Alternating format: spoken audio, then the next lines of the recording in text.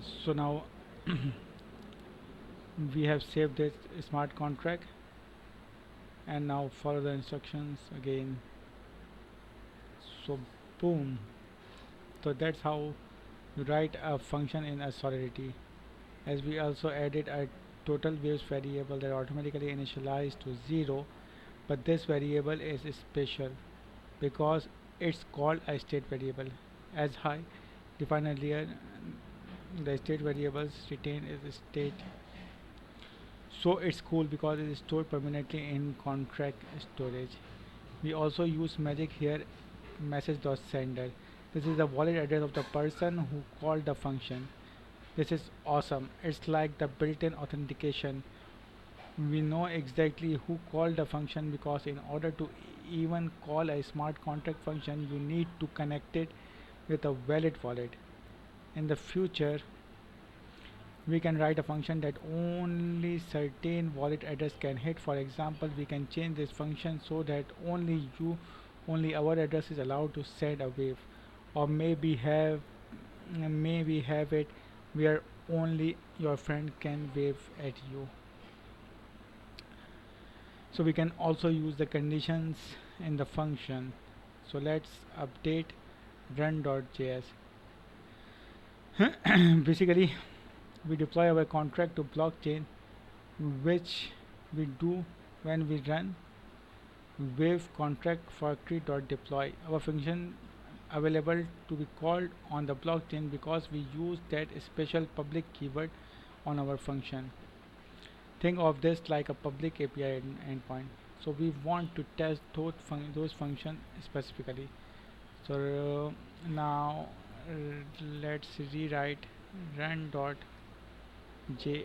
again. Here it is. I have copy pasted, and we are using the ether.js library. We have also an option of Web3 library that we will talk about in any other video. So how does it work? Let's see the first line. Await ether.get singers owner random person. In order to deploy something to blockchain, we need to have a wallet address. Hard does this for us magically in the background, but here I grab the wallet address of contract owner, and also I grabbed a random wallet address and called it random person. This will make more sense in a moment.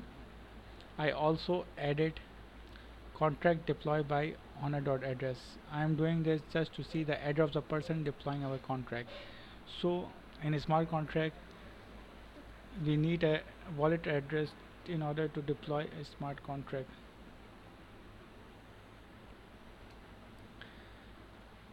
uh, so we will get this address from owner.address.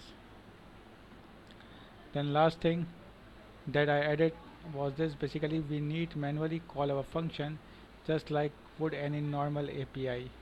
First I call the function, grab the number total waves, then I do the wave.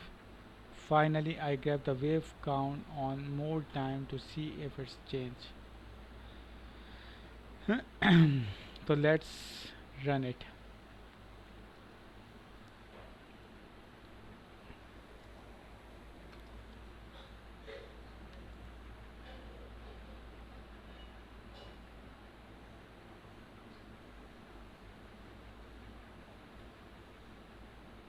Okay, so contract deployed to the address of the contract, deployed by the one who deployed it, address the wallet address of that sender, message.sender, and one of the random, or one of the address that has waived the function. In this case, the owner of the contract has wave called the wave function. So now you can see that wallet address that wave equal to the address that deploy the contract I waved at myself. So we called our wave function, change the state variable, read the new value of the variable. This is pretty much of the basis of the most smart contract: read function, write function, and changing the state variable. We are building the blocks we need now to keep on working on our epic web portal. Pretty soon we will be able to call this function from our React app that we will be working on.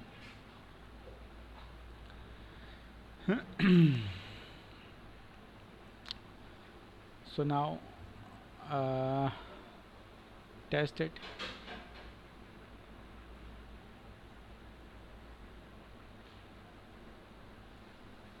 So now test other users. So we probably want to someone other than users us to send us a wave ride.